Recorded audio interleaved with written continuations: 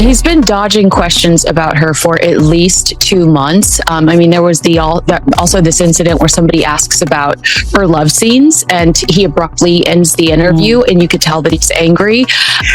And then, what do you know? There are these videos that come to light that seem to show him being flirty with this Maggie woman on stage, who, again, like we said, is only 25 years old, and changing the lyrics of songs. A song, "The Fighter," that he wrote for Nicole Kidman, changing the lyrics that were about her to something that was about Mag.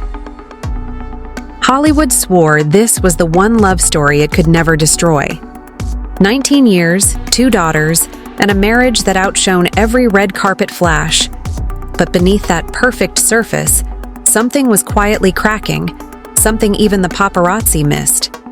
Enter Nicole Kidman, the woman who transformed pain into poetry, laughter into light, the Oscar winner who commanded millions while wearing silence like her crown. She was the calm. He was the storm. Together, they created beautiful music from chaos, until the melody simply stopped breathing. For nearly 2 decades, she stood beside Keith Urban, the country star who sang of redemption while living in its shadow. She held his hand through addiction battles, through recovery struggles, through that fragile peace fame never guarantees. This wasn't some glamorous fairy tale. It was survival wrapped in tenderness. But even the strongest vows can tremble when silence grows heavier than applause. Now, after 19 years of devotion, Hollywood's most graceful soul is speaking her truth. Not with bitterness, but with heartbreaking clarity. Because sometimes the hardest confession isn't about betrayal. It's about releasing something beautiful before it turns painful. This isn't gossip. This isn't scandal. It's how love, even at its purest, can collapse under the weight of its own devotion. It's Nicole Kidman showing us grace can outlast forever.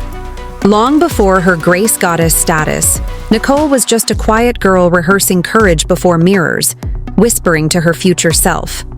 Born June 20th, 1967, in Honolulu to Australian parents oceans from home, she entered life between 2 worlds, never fully belonging to either. Her father, Dr. Anthony Kidman, a clinical psychologist, and mother, Janelle, a nurse activist, raised her where intellect beat emotion. Love existed, yes, but it often wore discipline's face.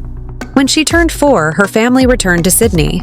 There, in a suburban home filled with books and quiet, Nicole learned early that silence felt safer than speaking truth.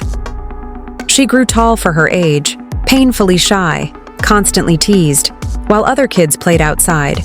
She hid in corners reading Shakespeare, imagining voices that could speak for her. "I used to watch people more than I talked to them," she once confessed. "It made me understand how loneliness sounds." That loneliness became her teacher when her mother fell ill with breast cancer during Nicole's teenage years. The young girl learned that strength often hides behind gentle faces. She cooked, cleaned, cared for her sister Antonia, while comforting her father who stared through windows at thoughts too heavy for words. Those difficult years carved something quiet but unbreakable inside her, a patience that would define her future art. At 16, she discovered her escape, acting on stage. There, she shed reality's timidity, becoming anyone, fearless, wild, truly alive. Her drama teacher called her a girl who speaks through silence. Every role became a confession she couldn't voice otherwise. That early shyness, that deep observing stillness became the secret behind her haunting performances. Sydney's humid summers wrapped the city in gold, yet Nicole lived through invisible winters. She studied ballet and mime, earning small television roles to support her family financially. Bush Christmas gave her first fame, yet even as cameras noticed her, she walked home barefoot, afraid to believe in destiny. Every artist carries a scar that shapes their masterpiece. Nicole's was silence. Learned at home, perfected publicly, it followed her across oceans into scripts, into every character's eyes she'd play. That stillness, that tender restraint was never acting. It was survival's language. By 16, the quiet girl who once feared her own voice began stepping toward the light she'd long avoided. Acting wasn't just passion, it was survival. On stage, she could breathe, transforming silent ache into soul-shaking words. Her first major role in Bush Christmas, 1983, introduced her to Australia. But Dead Calm, 1989, a tense thriller filmed on open ocean, revealed her to the world. In that film, the timid girl vanished. In her place stood a woman of depth, restraint, and fire. Hollywood noticed, and so did Tom Cruise. Their meeting on Days of Thunder, 1990, wasn't just a meeting, it was ignition. He was the world's brightest star, confident, electric, relentless. She was the quiet mystery, calm, luminous, unreadable. Their chemistry proved volcanic. Within a year, she became Mrs. Cruise. Tabloids declared them the golden couple. Together, they ruled red carpets and redefined glamour. But behind closed doors, Nicole learned fame could be a gilded cage. She was young, just 23. And suddenly, she was wife to Hollywood's most powerful man. The world saw perfection. She felt her own disappearance. "I lost myself," she would later admit. For 10 years, she stood beside him, smiling through the noise while a quieter self slowly faded. When their marriage ended in 2001, headlines screamed heartbreak, but for Nicole, it was rebirth. Sometimes love's greatest act is letting go. She told a friend she didn't run from pain. She walked through it barefoot and unflinching, rising from those ashes. Her resurrection came dressed in sequins, Moulin Rouge. Baz Luhrmann's fever dream transformed her into Satine, the courtesan who loved too deeply. The performance was raw, fearless, radiant. She bled truth into every note. Audiences wept, critics worshipped. The girl afraid to speak had learned to make the world listen. Then came the hours. Wearing Virginia Woolf's face, she voiced every woman who drowned in silence. It won her an Oscar and something greater: respect. She was no longer defined by who she loved, but what she evoked. She turned grief into art, wrote The Times, yet even at her peak, Nicole remained untouchable, as if fame couldn't claim her. "She has the eyes of someone who's seen too much," one critic said. That was her gift, grace under ache. Then, just as the world believed she'd stay alone forever, life whispered something unexpected. At a 2005 event honoring Australians in LA, she met a man who looked at her not as a star, but as home. His name was Keith Urban, a country musician with a southern soul and northern ache. Their connection was immediate but fragile. He was magnetic and broken, battling demons she'd spent years escaping. "I remember thinking he was shy, then realizing he was wounded," Nicole said. But she didn't turn away. She recognized that pain. It spoke her language. Love came softly without cameras' roar. For the first time, she wasn't falling into passion, but choosing peace. "I wanted someone who could see the quiet in me," she confessed. In Keith, she found both melody and mirror. By 2006, the world witnessed their vows beneath Sydney's candlelit Cardinal Soretti Chapel. He trembled as she walked the aisle. She smiled like someone finally coming home. Tabloids called it fairy tale, but for Nicole it was holier. A second chance to live the love she'd once only acted. She had risen from silence, walked through heartbreak, and found faith again. Not in fame, but in forgiveness. For a while, it seemed love itself had learned to endure storms, just like she had. On June 25, 2006, Sydney's air shimmered with candlelight and whispers of grace inside the Cardinal Soretti Chapel. Nicole Kidman walked down the aisle in an ivory Balenciaga gown, her hands steady, her eyes glistening. At the altar stood Keith Urban, the country singer whose voice could turn confession into melody. When she reached him, he wept. The world saw romance. She saw redemption. For years after, their love seemed to prove that even in Hollywood, a place built on illusion, something true could survive. She was the calm. He was the storm. Together, they created balance. Their differences became their rhythm. Her stillness, his fire. Her silence, his song. For a long while, that rhythm kept them alive. Yet behind every fairy tale lies a shadow. 4 months after the wedding, Keith entered rehab for alcohol and cocaine addiction, a secret he'd hidden even from her. It was their first winter together, and it began in absence. While tabloids whispered of betrayal, Nicole did what few would. She stayed. She flew between Los Angeles and Tennessee, writing letters instead of ultimatums. One line from a leaked note later defined their bond. "You don't have to be perfect, just be honest." That became their covenant. Fragile, sacred, human. When Keith emerged sober, the world called it a miracle. He called it love. "She saved my life," he told Rolling Stone. But salvation, even born from devotion, carries a hidden cost. Nicole hadn't just become his wife. She'd become his anchor, his sanctuary, his safety net.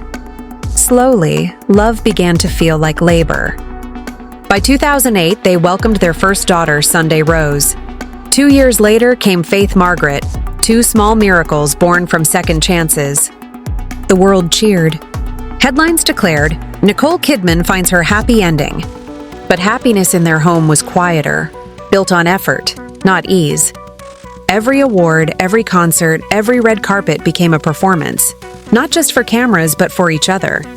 At the 2010 Country Music Awards, Keith sang "Without You" to her before millions. She smiled through tears, the picture of adoration, but later admitted to a friend, that song was beautiful, but it came from pain, not peace. And yet she never faltered. Nicole kept showing up, to his shows, his exhaustion, his shadows. She forgave repeatedly until forgiveness became her second language. "Grace," she once said, "isn't weakness. It's the quiet strength to stay kind when the world turns cruel." During the roaring 2020s, they appeared unstoppable. Nicole dominated the Emmys with Big Little Lies, while Keith's Ripcord tour sold out globally. They seemed like Hollywood's perfect power couple reborn, but that flawless image merely concealed their exhaustion. "We've learned to love in fragments," Keith told GQ.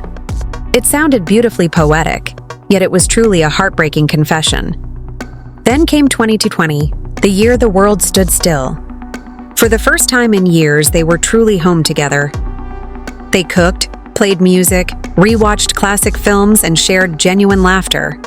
"It was our pause," Nicole confessed to Vogue Australia. "For a moment, the quiet actually felt like healing. But stillness has a way of revealing what constant motion once hid." Without their usual distractions, they finally recognized what was missing: real connection. When normal life resumed, so did the distance between them. Only now it felt more painful because they'd experienced true closeness and couldn't forget that feeling. Her filming schedule pulled her to London, Morocco, and Los Angeles. He toured 40 American cities. They called it balance, but in reality, they were slowly drifting apart. By 2023, close friends noticed something was wrong. Their laughter sounded forced, their smiles seemed rehearsed. At the Oscars, they looked magnificent. Nicole radiant in crimson, Keith perfectly devoted in black. Yet as they left the stage, they didn't exchange a single word. They appeared flawless, an insider revealed, but the energy between them was completely drained. This wasn't just another rough patch. It was the moment they realized maintaining the illusion was easier than admitting their performance was over. Still, they fought for their marriage in their characteristic way, quietly. No public scandals, no screaming matches, no tabloid-friendly tears, just the gradual unraveling of two people who had survived everything except peace itself. Because love that constantly rescues can become its own prison. And sometimes the most difficult wound to heal comes from being someone's salvation. Their marriage had become what her therapist father once described as devotion that forgets itself. And when love forgets how to breathe, it slowly suffocates. By the decade's end, Nicole and Keith had everything: success, fame, family, forgiveness, everything except genuine ease. They were no longer partners discovering life together, but caretakers of a shared past. To the outside world, they looked eternal. To them, it felt like the haunting echo after the music fades. Their story didn't end with dramatic explosions. It ended in heartbreaking quiet. By 2024, the distance between them had become a polite emptiness neither could disguise any longer.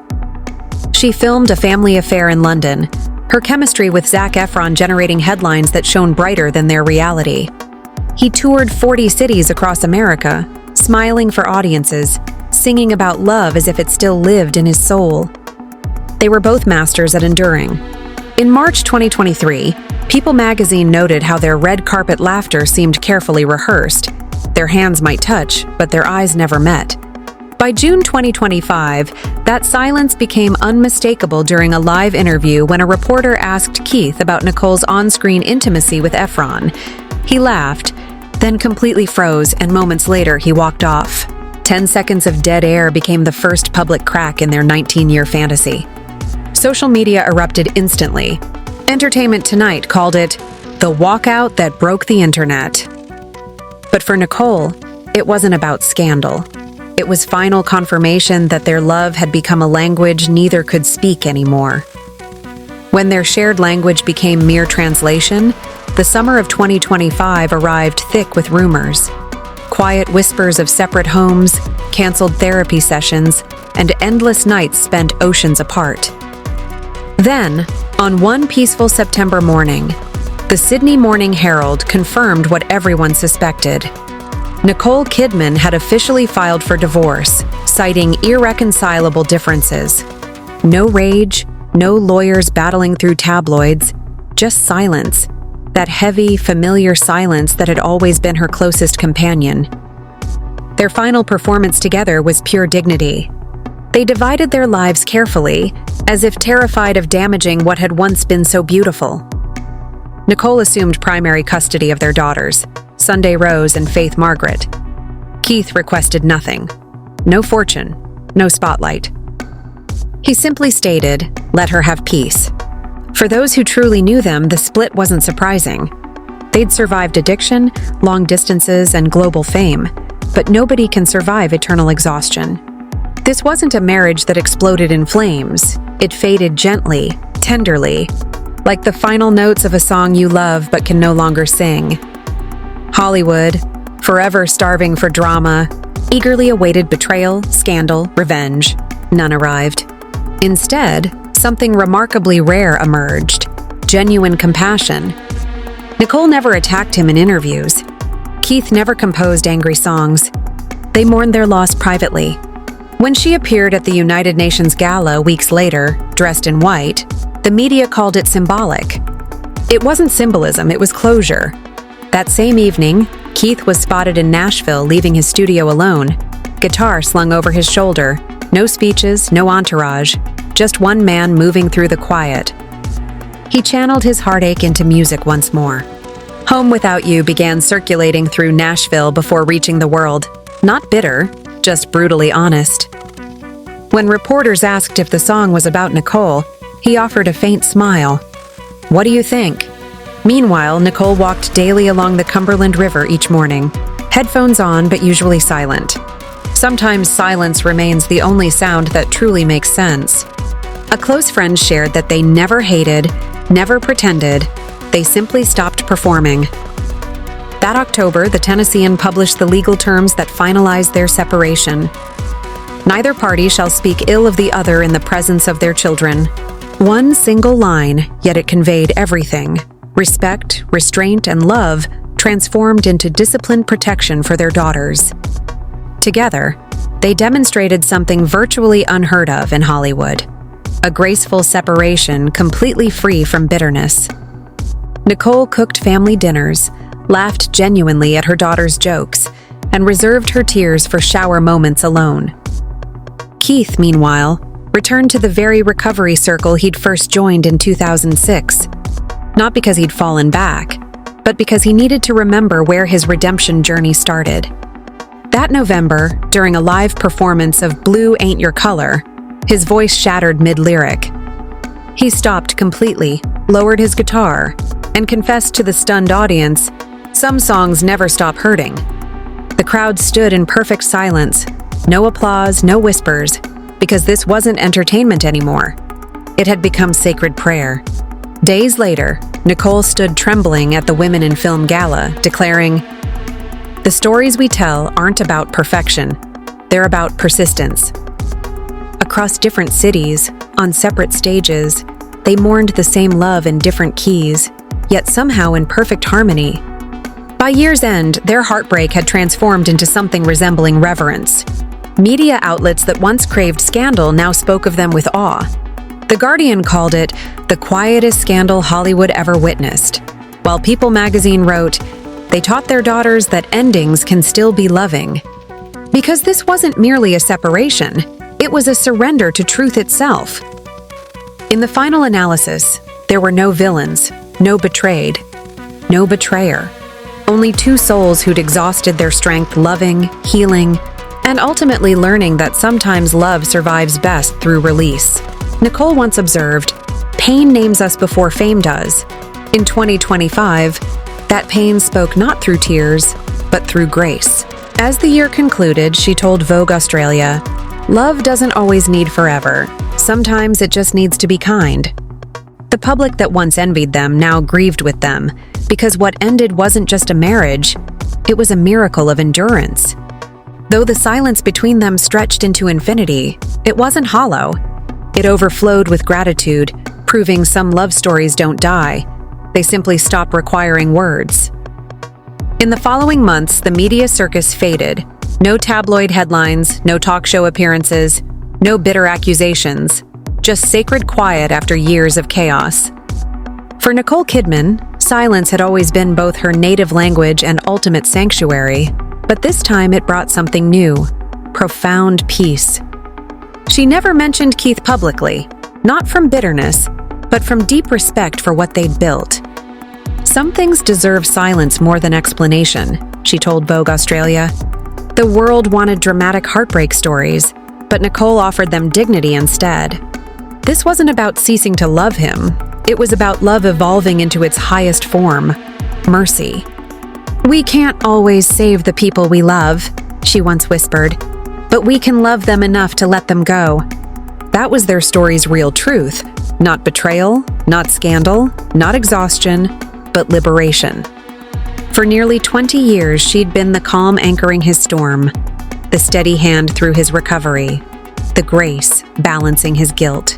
But love founded on rescue eventually mistakes compassion for endurance. And when devotion becomes obligation, even saints grow weary.